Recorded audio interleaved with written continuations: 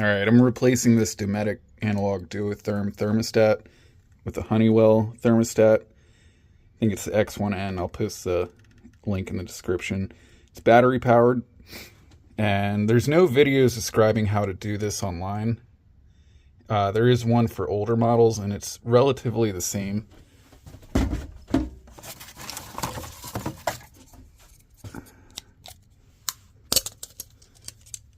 So, just has these little push pins to push in.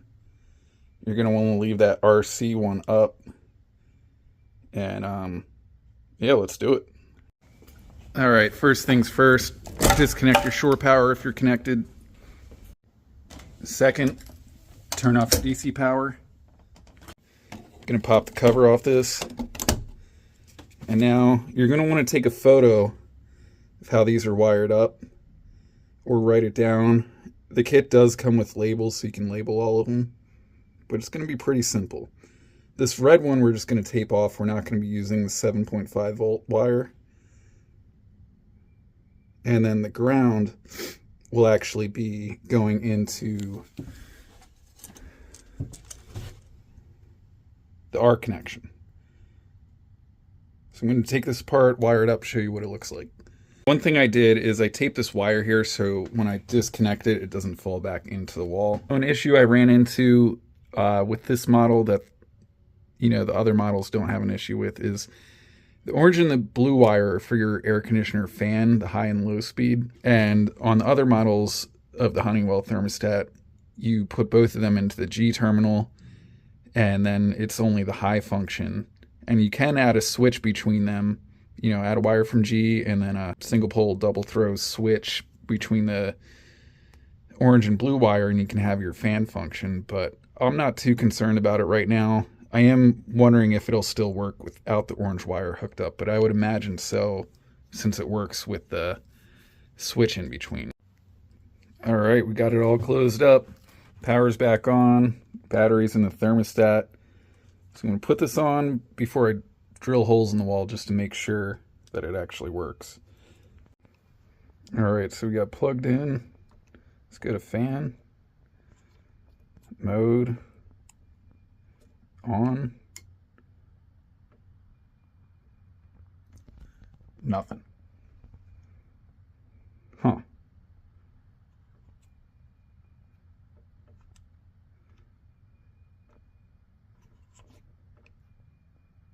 Nothing. Nothing.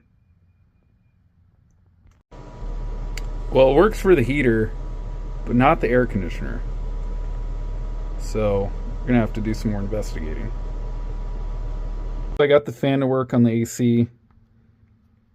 Let's see.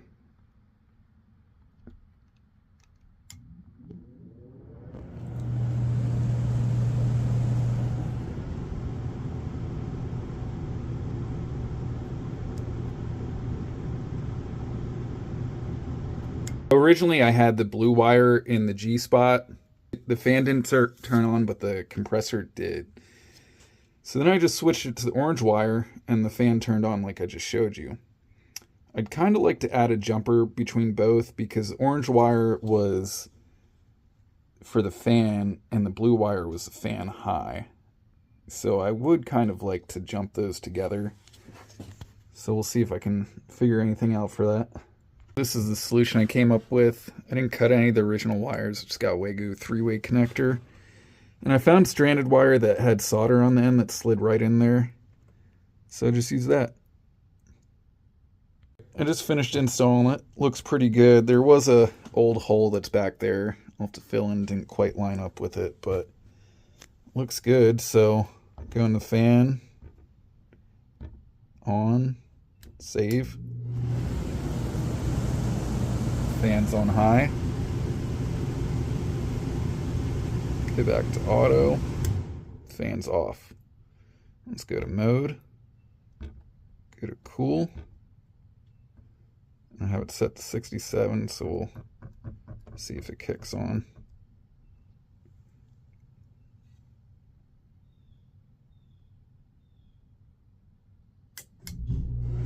All right, compressor and fan just kicked on.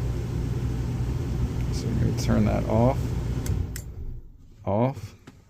Now, I don't have my propane on, so the furnace won't actually heat up, but I will just kick it on quick for a second for you to show it works. And now, that's my furnace.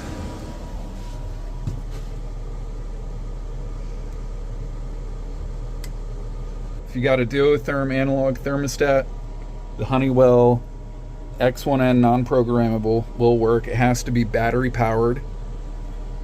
So I'm pretty stoked on this. So hopefully this helps someone out. Looks a lot cleaner too on the fresh white wall. How about it? Alright, thanks for watching.